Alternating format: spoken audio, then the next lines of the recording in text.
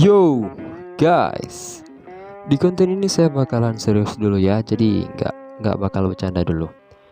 Oke, kali ini kita akan membahas komik baru yang menceritakan tentang necromancer jenius bernama Kang Taeha yang dibunuh hanya karena sebuah item, dan lalu kemudian bereinkarnasi ke dunia murim sebagai seorang tuan muda payah, gendut, tak berguna dan selalu diremehkan oleh keluarganya.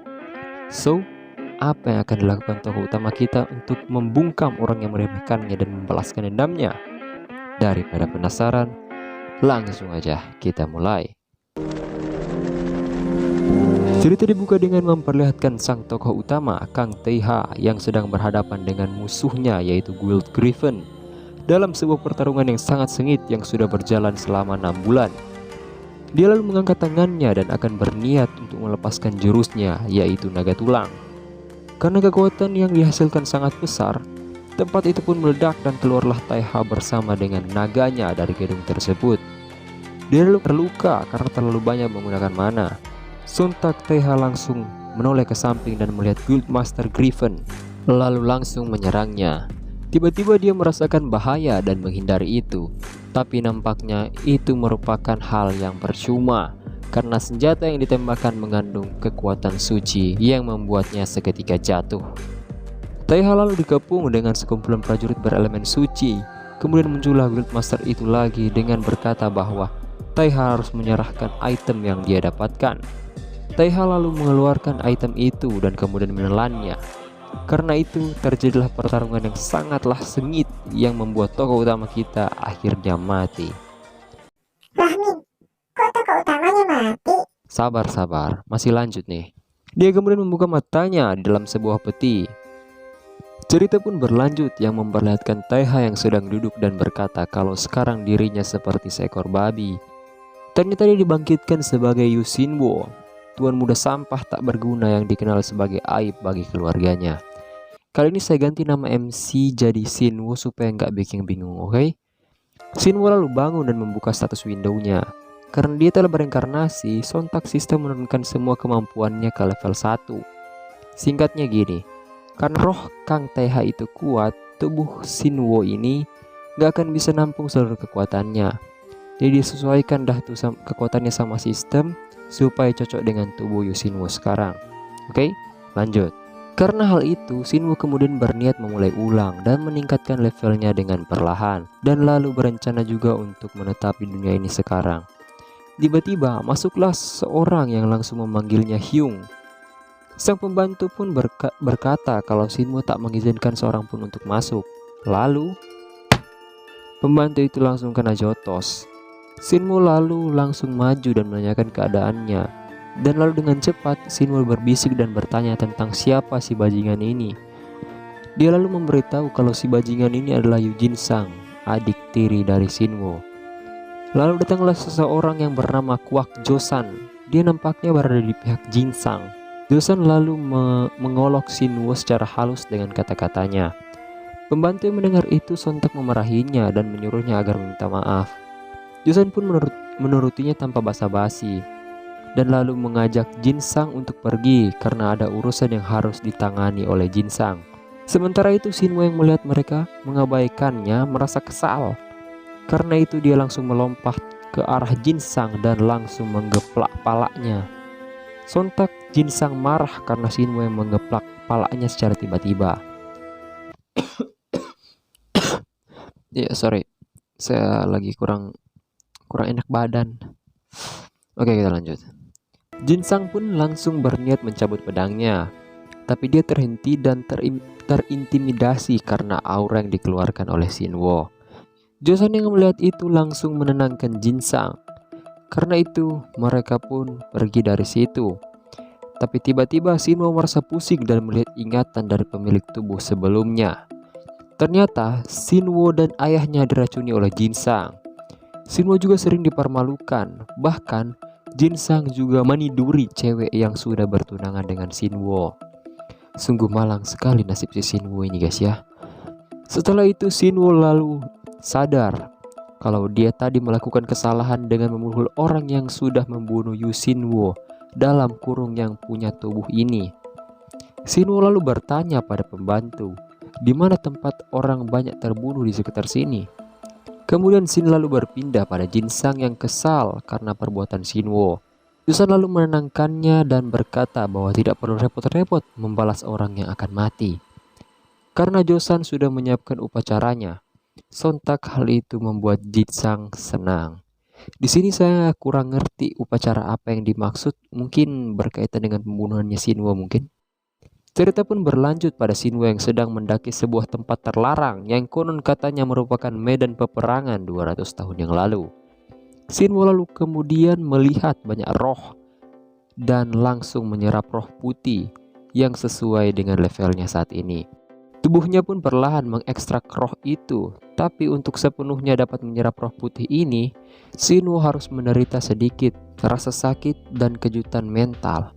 Karena dia sudah terbiasa dengan rasa sakit ini, dia berhasil menyerapnya dan naik level, kemudian menerima banyak sekali skill. Shinwo lalu heran karena dia sudah naik level hanya dengan menyerap satu roh. Ia lalu memeriksanya dan menganggap itu sebagai hadiah bagi player baru. Setelah itu Shinwo langsung berkultivasi dan memenuhi tubuhnya yang kotor dengan yin mana agar tubuhnya sedikit dibersihkan. Shinwo lalu mengaliri yin mana ke seluruh tubuhnya dan lalu memfokuskan itu tepat di jantungnya. Dan teknik itu kemudian berhasil. Karena itu dia merasakan sedikit lemak di tubuhnya terbakar. Setelah itu dia lalu mensummon satu skeleton dan mencoba kemampuan dari skeleton itu. Tapi karena skeleton yang dia summon sangat lemah, skeleton tersebut seketika langsung menjadi abu. Shinwo yang melihat itu pun bereaksi normal, karena mana dari dunia ini hanya setengah dari dunianya yang sebelumnya. Dan karena itu dia tak punya pilihan selain menyerap roh-roh yang tersisa. Beberapa hari kemudian penjaga di sekitar kediamannya bertambah, sehingga membuatnya sedikit sulit untuk bergerak dengan leluasa. Dia lalu pergi dan masuk ke ruangannya lewat sebuah jendela. Tapi karena badannya, dia tersangkut hingga membuatnya bersumpah akan menguruskan badannya. Tiba-tiba, dia melihat seseorang dan langsung mengaktifkan skill lalu membungkam orang itu, yang ternyata adalah pembantu Wang Sam. Shinwo sontak bertanya apa yang dilakukannya di sini. Wang Sam lalu terdiam dan bertanya tentang Shinwo yang setiap malam keluar. Dia lalu mengajak Shinwo untuk pergi bersamanya ke suatu tempat. Shinwo pun mengikutinya hingga ke sebuah gubuk. Ternyata di dalam gubuk itu terdapat sebuah rute pelarian yang hanya diketahui olehnya. Shinwo yang melihat itu lalu berkata jika dia sekarang ini tidak bisa percaya pada siapapun, tapi ia akan mencoba untuk percaya pada Wang Sam. Shinwo pun bertanya pada Wang Sam apakah Wang Sam percaya padanya. Sontak Wang Sam menjawab dengan jawaban yang sudah pasti. Dan tanpa basa-basi Shinwo langsung mengaktifkan skill charm yang hampir sama dengan hipnotis. Shinwo pun bertanya tentang semua hal yang mencurigakan dan bertanya mengapa Wang Sam begitu setia padanya. Wang Sam pun menjawabnya dengan jujur, yang sempat membuat saya terharu karena baca ya guys ya. Setelah itu Shinwo pun menonaktifkan skillnya dan berpamitan pada Wang Sam. Cerita pun berlanjut pada Shinwo yang akhirnya mencapai level 10 dan membuka 3 skill baru, tapi dia kecewa karena yang muncul hanyalah skill pendukung. Karena atribut necromancernya naik rank, dia dapat mengekstrak dead key dengan lebih baik dan juga dia dapat melihat perbedaan level dari para roh. Shinwo juga merasakan ki dan kekuatan yang misterius saat melihat 3 roh biru di depannya. Karena roh memiliki aura penghancur yang sesuai dengan kepribadian pemiliknya, Shinwo pun memulai dari roh yang nampak lebih tenang. Pada awalnya penyerapannya memang berjalan lancar, tapi saat dia menggabungkan ki dan yin mana, sirkuit mana di jantungnya akan meledak, yang tentu saja akan membuat dia seketika mokat. Dalam situasi yang sangat gawat, dia pun berencana untuk membuat pusat penyimpanan lain di dalam tubuhnya, walaupun itu akan sedikit membebani tubuhnya.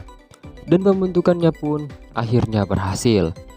Dia pun mendapatkan ki dan juga sebuah teknik kultivasi. Setelah selesai, Shinwo berniat untuk menyerap roh yang lainnya, tapi karena dia berpikir 2 kali, Shinwo mengurungkan niatnya. Setelah itu Shinwo kemudian bereksperimen dan mensummon skeleton untuk melihat apakah kemampuannya meningkat. Tak lupa pula dia juga mensummon skeleton menggunakan ki, tapi hal aneh terjadi. Qi dan yin mana tersebut bergabung menjadi satu. Sontak karena hal itu, dia mencoba membangkitkan skeleton menggunakan itu, dan muncullah skeleton yang bentuknya lebih keren menurut saya. Shinwo yang melihat kedua skeleton yang dia summon, dia merasa aneh karena perbedaan level yang dimiliki kedua skeleton. Ini by the way, yang mau baca silahkan di pause dulu ya. Setelah itu Shinwo langsung menyuruh kedua skeleton bertarung.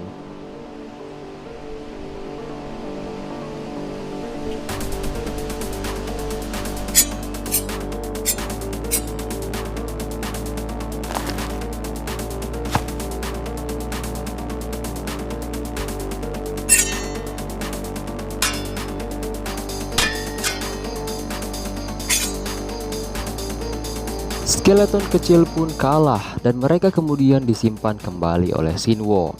Dia juga membuka status window-nya dan menyadari kalau Qi-nya hanya berkurang 10.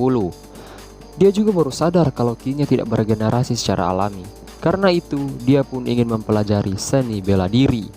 Shin lalu berpindah pada Wang Sam yang kaget karena Shinwo tiba-tiba ingin belajar bela diri. Setelah perbincangan mereka, Shinwo menanyakan di mana tempat agar dia bisa belajar ilmu bela diri. Wang Sam lalu memberitahu bahwa itu terdapat di perpustakaan. Tanpa banyak basa-basi, Shinwo kemudian pergi. Tapi sebelum dia pergi, dia kemudian menanyakan siapa orang terkuat dalam sejarah klan ini, yaitu klan Baekun. Sontak Wang Sam langsung menjawab kalau itu adalah pendiri dari klan Baekun, yaitu Yu Il-yang. Cerita lalu berlanjut pada Shinwo yang sedang dibicarakan oleh pembantunya sendiri. Shinwo lalu dengan santai bergumam bahwa dia akan membuka mereka nanti di waktu yang tepat. Tak berselang lama Shinwo kemudian sampai di depan perpustakaan. Para penjaga yang merupakan bawahan Jingsan mencegatnya dan kemudian mencoba untuk mengolok-ngoloknya. Sontak Shinwo menggelengkan kepalanya karena hal itu dan menyuruh mereka untuk menyingkir. Penjaga itu lalu menahannya karena sudah sangat kesal. Shinwo lalu menatapnya dengan menggunakan skill miliknya yang membuat penjaga itu ketakutan setengah mati hingga kencing di celana. Karena melihat hal tersebut, para penjaga kemudian tercengang dan sadar kalau walau bagaimanapun Shinwo tetap merupakan anak seekor harimau.